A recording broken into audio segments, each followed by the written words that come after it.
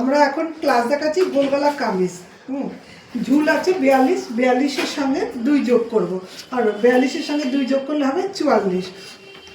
আপনারা দেখুন, এইবার আমরা কামিজটা কাপড়ের ঘেরের মাপে কাপড়টা ভাঁজ করবো। কামিজের ঘেরের মাপে কাপড়টা ভাঁজ করবো।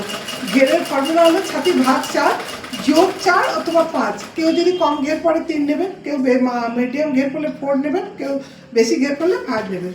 ঠিক আছে, এবার হলো ঝুলের ফর্মুলা ঝুল প্লাস 2 আগেই বললাম। এবার হলো পুট ভাগ 2 প্লাস হাফ। হ্যাঁ, পুট ভাগ 2 প্লাস হাফ নিলেন।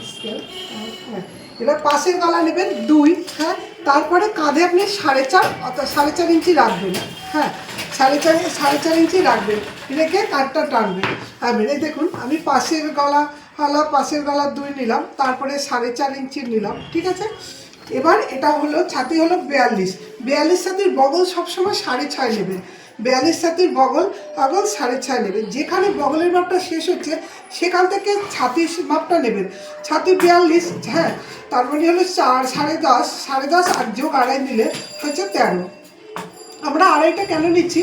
1 ইঞ্চি ঢিলা থাকবে, লুজ থাকবে, কারণ কাস্টমারের পরে মুভ করবে, তো তখন মুভ করলে 1 ইঞ্চি সেলাই থাকবে, 1 ইঞ্চি ঢিলা থাকবে। কাস্টমার পরে মুভ করলে ওটাকে কমানো বাড়ানো যাবে। এবার দেখুন ছাতির মাপটা, যেখানে বগলের মাপটা শেষ হয়েছে সেখানে ছাতির মাপটা, এই যে এবার টানলাম। যেখানে 4.5 ইঞ্চি রেখেছি তারপরে সেখানে টানবো, টেনে এই যে বগলের শেপটা করে দিচ্ছি, শেপ করে দিলাম। এবার আমরা করবো হলো গোল গলা, সামনে পিছনে বোথ সাইড গোল গলা করবো।